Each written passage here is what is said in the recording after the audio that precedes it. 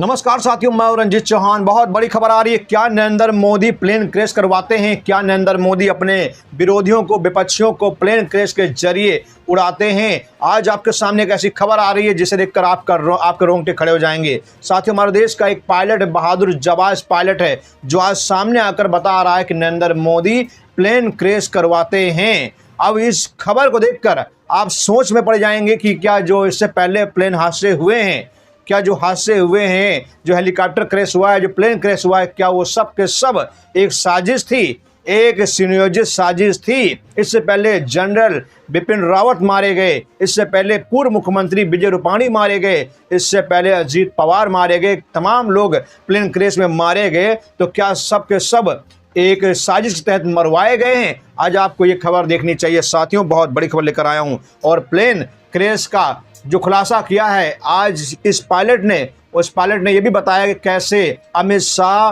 नरेंद्र मोदी और ज्योतिरादित्य सिंधिया तीनों मिलकर प्लेन क्रैश करवाते हैं।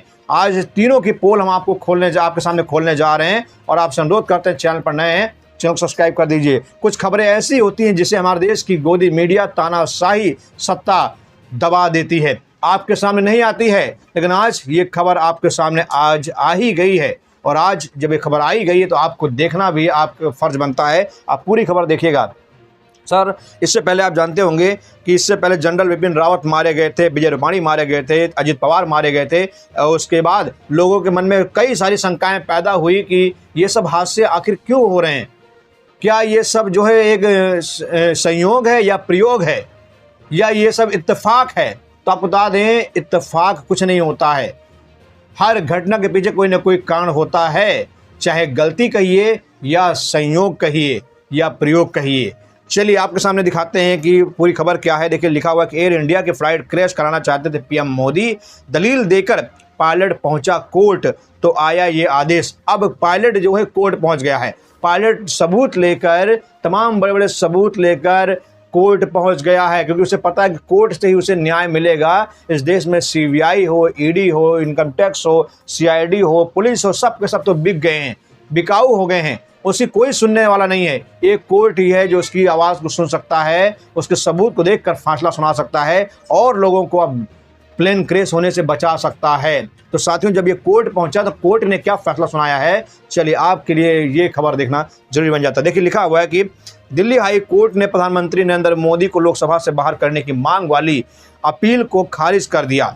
अदालत ने कहा कि याचिका में लगाए गए सभी आरोप बेबुनियाद और निराधार हैं। बता दें कि पायलट कैप्टन दीपक कुमार ने याचिका दायर कर पीएम मोदी, गृह मंत्री अमित शाह और मंत्री ज्योतिरादित्य सिंधिया पर राष्ट्र विरोधी गतिविधियों में लिप्त होने का आरोप लगाया था। साथियों, ये पायलट, जिसका नाम दीपक कुमार है, ये कोर्ट पहुंचा था। जब कोर्ट पहुंचा तो कोर्ट ने इसके सारे सबूतों को निराधार बता दिया। और यही नहीं, कोर्ट ने इसे पागल करार भी दे दिया। लेकिन दुर्भाग्य यह है कि गया था बंदा दिल्ली हाई कोर्ट। अब सोचिए, दिल्ली हाई कोर्ट ने कभी सरकार के खिलाफ कोई फैसला सुनाया है? दिल्ली हाई कोर्ट सबसे बड़ा ऐसा कोर्ट है, इस देश का पक्षपाती कोर्ट है, जो हमेशा से मोदी के पक्ष में फैसला सुनाता है, मोदी के पक्ष में सारे फैसले देता है। तो दिल्ली हाई कोर्ट में कभी भी मोदी के खिलाफ, सरकार के सत्ता पक्ष के खिलाफ कभी भी कोई फैसला होता ही नहीं है। साथियों, आगे देखिए, खबर है कि कैप्टन दीपक कुमार ने अपनी याचिका में आरोप लगाया था कि प्रधानमंत्री नरेंद्र मोदी और उनके सहयोगियों ने 2018 में एयर इंडिया की एक उड़ान की दुर्घटना का षड्यंत्र रचा था और राष्ट्र सुरक्षा को अस्थिर करने का प्रयास किया था।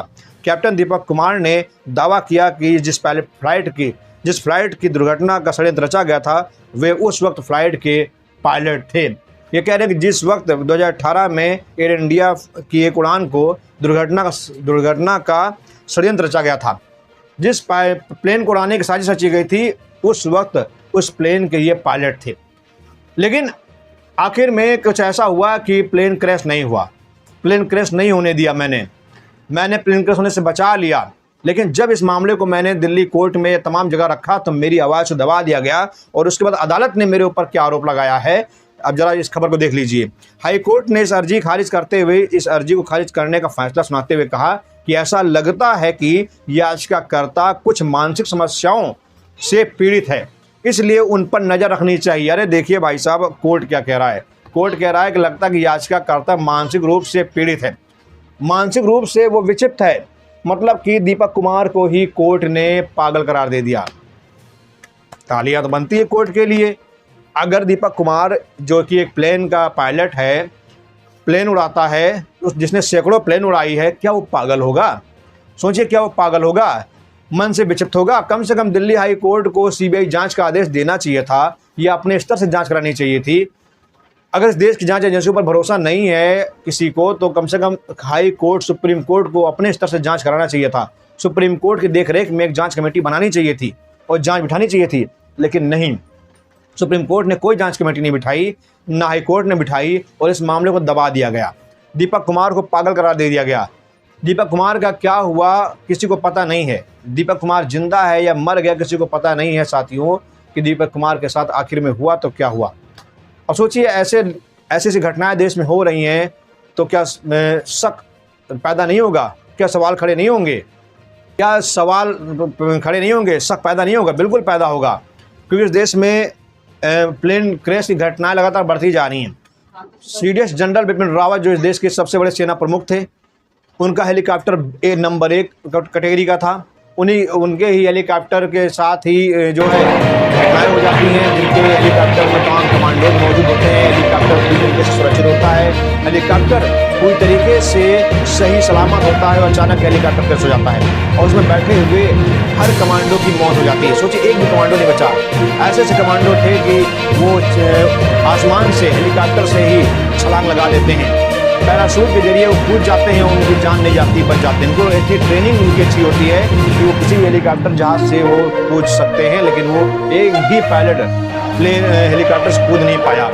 बिपिन रावत अपने साथियों के साथ प्लेन क्रैश में मारे जाते हैं। इसके बाद विजय रूपाणी साहब, आप जानते हैं कि वो पूर्व मुख्यमंत्री थे, उनको सबूत लेकर जा रहे थे। उनके पास कुछ सबूत थे भ्रष्टाचार के, लेकिन वो सबूत सुप्रीम कोर्ट में देते या जांच एजेंसियों को देते, उससे पहले उनकी भी मौत हो जाती है। फिर अगला नंबर आता है अजित पवार साहब का। अजित पवार साहब जो कि भाजपा के गठबंधन पार्टी में थे, और वो भाजपा की बहुत भ्रष्टाचार की पोल खोलना चाहते थे। वो कह रहे थे कि हमारे पास एक ऐसी फाइल है जिसको मैं सुप्रीम कोर्ट में दूंगा। भाजपा महाराष्ट्र में बहुत बड़े लेवल पर भ्रष्टाचार कर रही है। जब इस बात का खुलासा हुआ, पीएमओ ऑफिस में बात गई, भाजपाइयों के पास ये बात गई कि अजित पवार तो दगाबाजी करके हमारे खिलाफ सुप्रीम कोर्ट में सबूत देने जा रहे हैं, तो उनके रोंगटे खड़े हो गए। और उसके बाद क्या होता है आप लोग अच्छी तरह जानते हैं, अचानक से उनका प्लेन क्रैश हो जाता है, और प्लेन क्रैश में अजित पवार साहब मारे जाते हैं।